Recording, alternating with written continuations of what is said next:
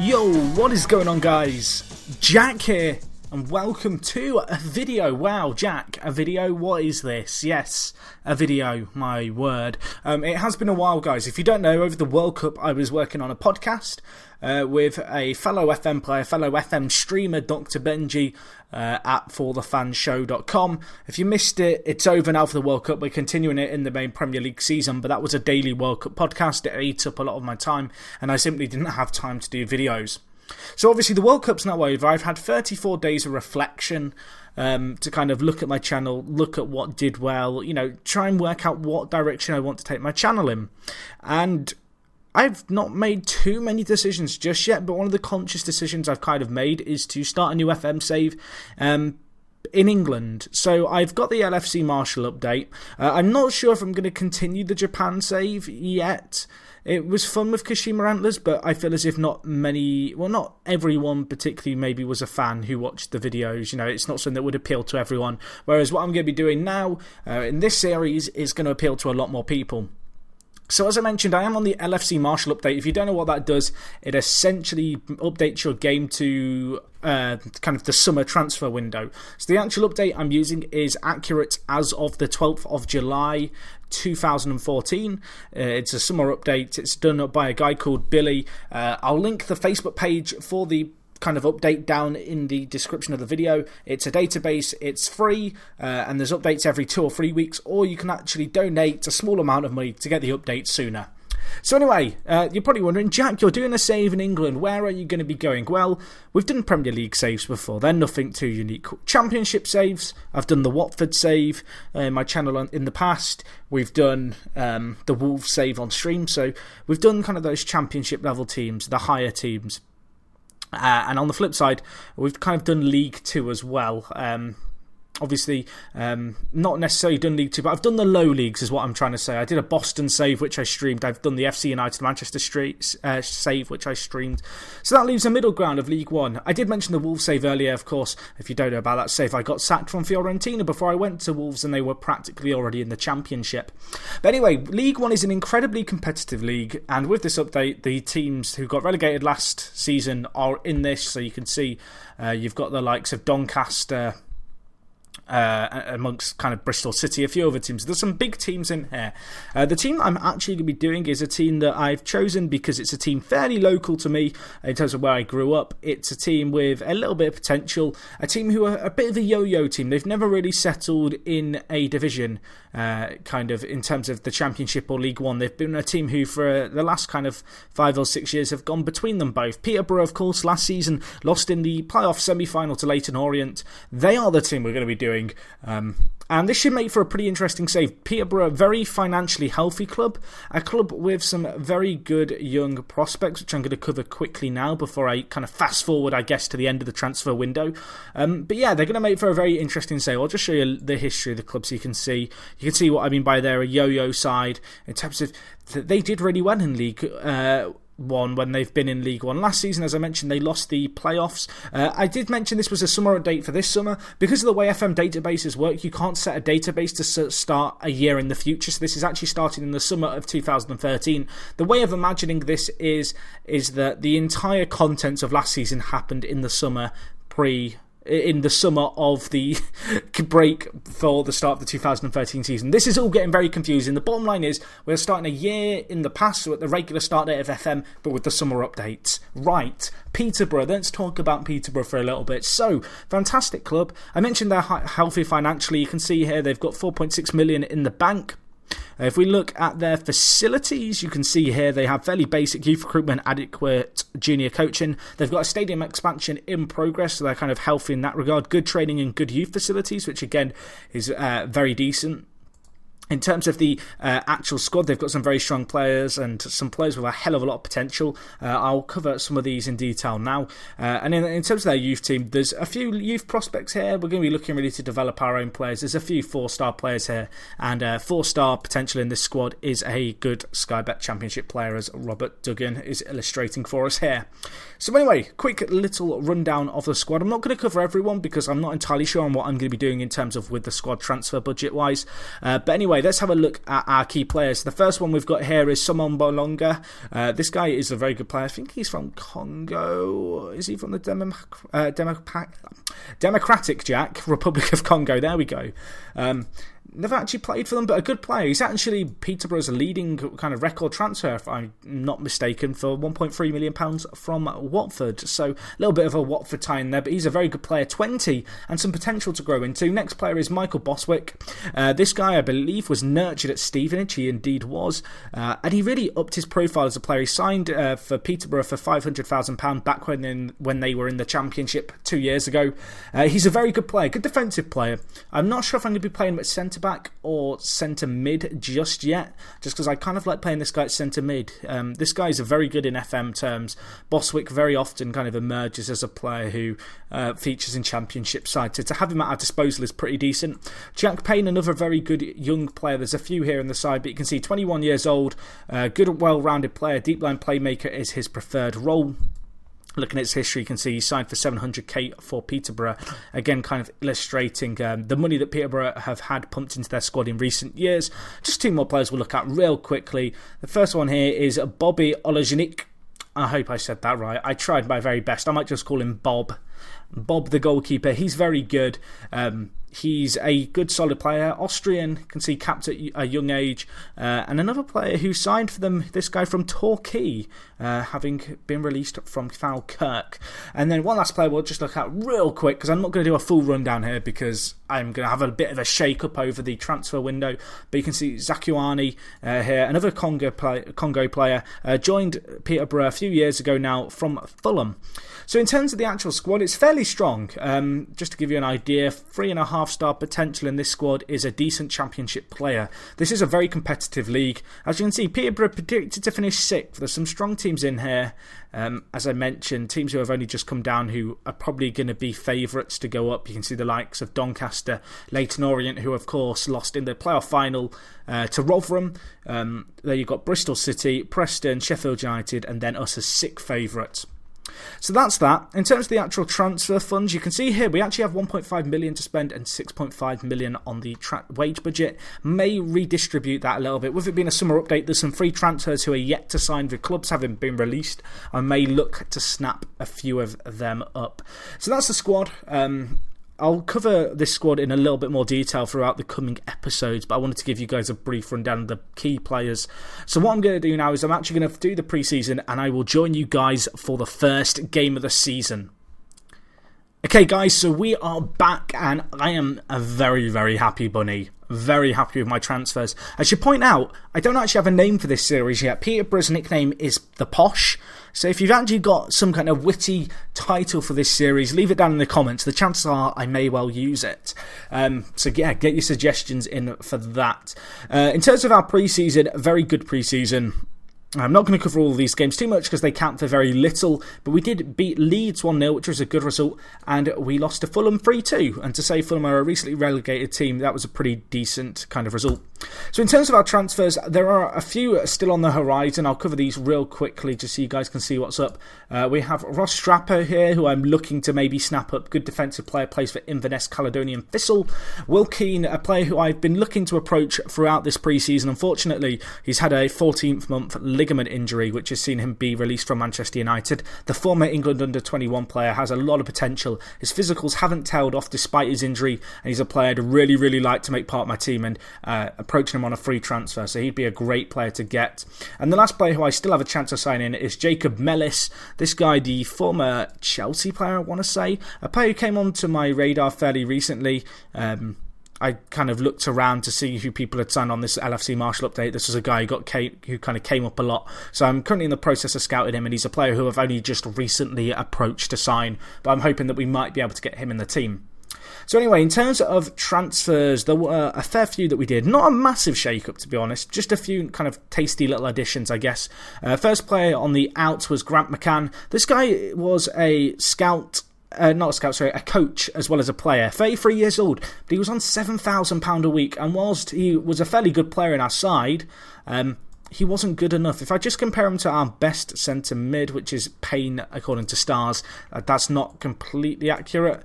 You can see here, McCann is a better player, which is fine, but he's on £7,000 a week. And when you consider the players like Payne are on 1.8 grand, it just didn't add up. I actually opted to release him just to free up the wage budget because we had such a healthy club balance. I wasn't too worried about taking a hit of about £600,000 on our financial kind of front, I guess. I may live to regret that though, because it was a pretty hefty kind of release, but at the same time, it's opened up opportunities to sign more players on frees and on loans. The next player on the outs was Nicky Ajose, good player. 21 years old, had a little bit of potential, but really to cash in on this guy while I could, it was pretty essential. He's a good player, but I don't really expect him ever really to make it at the level that I'm going to need him to figure in my side. A player with some good natural pace, but for £2,500 to go to Dundee, I was pretty darn happy with that deal. And the next player is Michael Richards, who we've loaned out to Welling. So anyway, on the end, a few players as you can see, 3 loanees, 3 free transfers and 1 signing. We'll start with the loans real quick. We have Razak Enhu. This guy is a Ghanaian international. He joins us on loan from Man City for the season. Good little cover player, can play left back and right back, and we are not paying any of his wages. The next player, another Premier League loanee, is Kumalo. He joins us from Spurs. The 26-year-old is a South Africa international. He has... what do you call it? I was about to say he has European nationality. He doesn't, but I didn't have to get a work permit for him. I guess that might be because he's on loan and he's played a lot for South Africa. But either way, very good player. Coming in on £1,000 a week again really puts into perspective how much McCann on 7 grand was.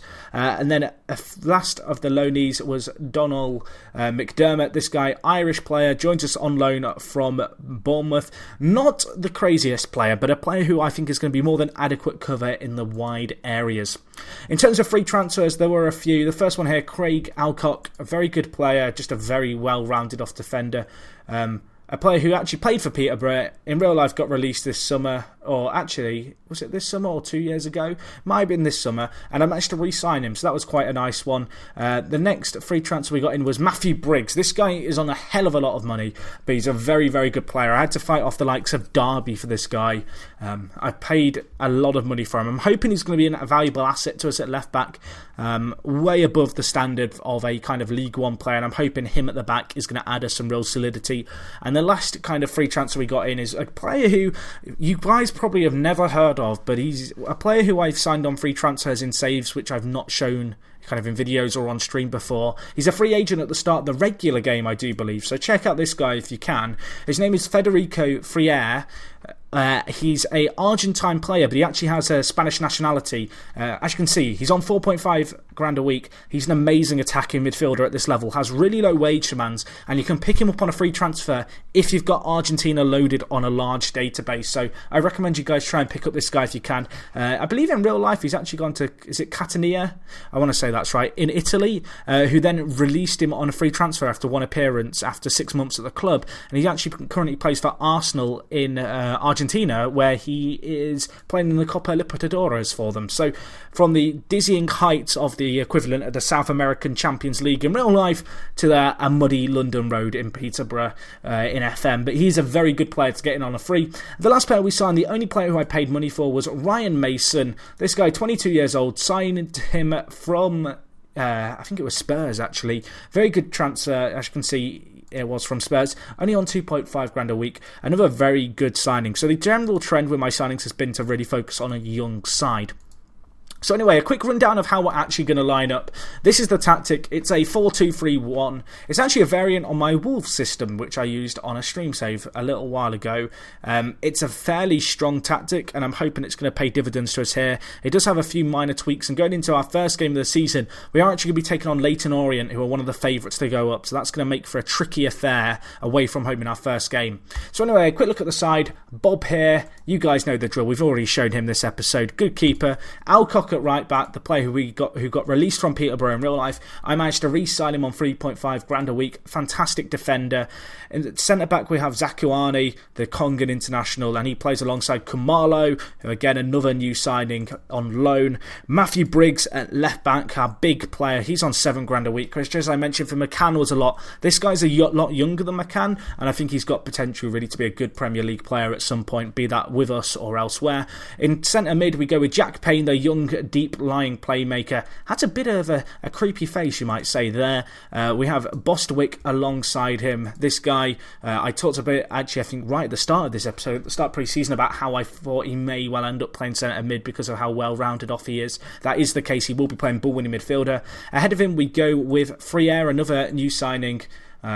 I mentioned him already. He's a very good player. Ryan Mason at centre attacking mid. And John Taylor, the former Shrewsbury man, at right mid. This guy's very pacey. Good technical attributes for a winger. He's not got the best rounded off game. I'm currently training his passing because that's something I'd really like to improve.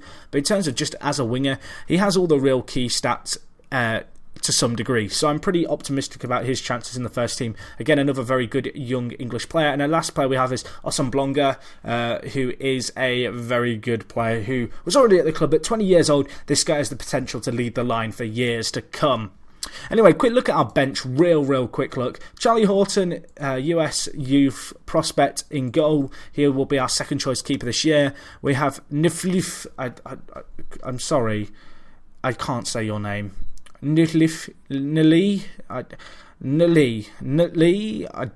answers on a postcard. I'm just going to call you Kagoshi. I don't know. I give up. I'm sorry. Anyway, let's move on. Jack Baldwin. This is a player who I'd like to bed into the first team if possible. Very good player, very good prospect. Optimistic about his chances in the future. Kane Ferdinand, another young player with a load of potential. This guy is absolutely superb. Irish under-21 international. Bags of potential. He could do something in the future for us. Donald McDermott, the loanee from Bournemouth. As I mentioned, he's just cover, really.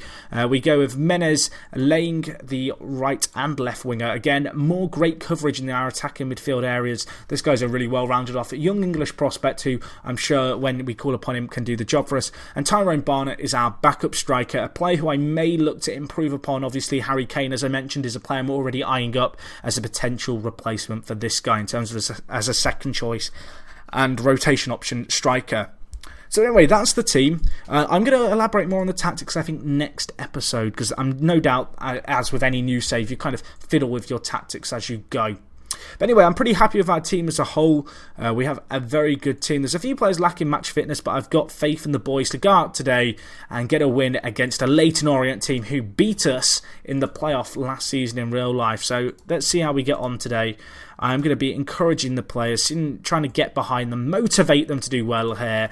First episode, first game of this series. This could well set the tone for our future. Let's see how we go on as we take on the mighty Leyton Orient. Mason with the ball in. It's in. Has he just scored from 40 yards? Or has it been given to Osamblonga? If Mason scored that may well set the tone for this save. Who's been given the goal? Who's been given it? It's a mystery. Who's been given it? Oh, wow. Okay, Mason's just scored from 40 yards. Fair play. Good sign in that. 135k scored for him to score. Paid for him to score from that far out. That's the technical term. 40 yards. 40-yard free kick. Not a bad start. But now we need to defend. That is a great save by Bob in goal. Can Bob collect it? He can't, but Briggs on the post is going to head it clear. I'm still a little bit in shell shock mode. Is that a thing? I don't know. How did that free kick go in? Unbelievable. I'm not complaining, but if that goes against me, I'm smashing up my PC monitor about that. But I'm not going to complain. We are 1-0 up, boys. 30 minutes in. The game's been very 50-50. To say our tactic is possession-based, we are not having a lot of the ball. I'm going to remove the retained possession shout. I kind of sometimes feel like that maybe prevents your team from really passing the ball forward and taking maybe a risky pass now and then, which is something that we may well need to do away from home here. But right now, in this very 50-50 affair, we are going to go 1-0 up through a fluke. Let's motivate the boys. I know we're underdogs, but I have faith. I've got faith in you. Go out there and improve. Got faith in you all. Off you go, boys. Of course, if you've got any kind of overlooks, any questions, queries, stuff that you noticed in the video that you'd like me to elaborate on, feel free to leave it down in the comments. And of course, if you enjoyed this video, smash the like button. Go on, Mason. Oh, he could have scored too. I just realised he's taken a little bit of a knock. I'm going to bring on Donald McDermott. I'd rather kind of save Mason's legs because he's a young player and there is no point in playing him in a game if he's not 100% fit. So we'll do the sub there, just play the safety thing. The goal scorer going off. Arsene Blanca's been given a gift. He's missed the gift. Slightly embarrassing, but we were given it. Hopefully we won't live to regret some of these misses like Argentina did in the World Cup, because that's what this is feeling like right now. I mean, Arsene Blanca is no Higuain, but he snatched at that chance. 28 minutes. Looking at the stats, it's an incredibly tight game. As I mentioned, this is a new tactic which I have no doubt will kind of be tweaked and improved upon and changed throughout the next few weeks, months, games, just to kind of, until we find our feet, I guess. But right now, it's looking pretty good against a very strong opposition. I don't want to speak too soon, however, as now Leyton Orient are on the attack. Cox, Bob with another save. Great play. I'm actually going to change our shouts a little bit. I'm going to tell us to drop deeper, and I also want us to counter. Leyton Orient are really going to be going for this game at this point, and whilst I want us to still create some chances, we do need to play slightly more conservative, maybe look to get a few more men behind the ball, really slow down the play where possible. Going to take off... oh gosh, his name's gone from my head. What was your name? I'm going to learn players' names. It's John Taylor. I'm going to take him off, the young English winger. Set piece here. Ball comes in. It's hit the post, I think. Bob with another save. Bob in goal is turning into an absolute monster. Corner here. McDermott. Keeper parries it away. Are we going to have another chance here? McDermott whips in the ball. Is he given a penalty? Arsene Blanca with a chance to make it 2 and secure the game. He will do it. This is a great start to the season. We are beating the favourites for promotion 2-0. Are the Posh going to get promoted this year? It's the question on everyone's lips. Hopefully we can provide an answer that everyone is happy with. Unless you're a Leyton Orient fan, in which case you're probably not going to be happy with Posh getting promoted. But either way, Arsene Blanca with another goal. Take a bow, son. I say another goal. He hasn't scored this game, Jack. You're going crazy. Right, that is game, set, and match. That is 2-0. I'm a very happy bunny. Take a bow, boys. Take a bow. Get it out. That'll do. And that is the final whistle. What a win. That is a great start to the save. As we capitalise on 2 set pieces. Both our centre-backs having good games. Kamalo with a 7.4 and Zakuani with an 8.1. That is what I want to see at the back. Right, guys, hopefully you enjoyed this episode. As I mentioned before, if you did, be sure to smash the like button. I'm going to be trying to get these videos up daily. I am currently in the process of moving out my flat this week and graduating, so quite how consistent the videos are going to be, at least this week, I can't be 100% sure as of yet. But if you've got any questions, as I mentioned, queries, it's just something you want to say to me, really, leave it down in the comments.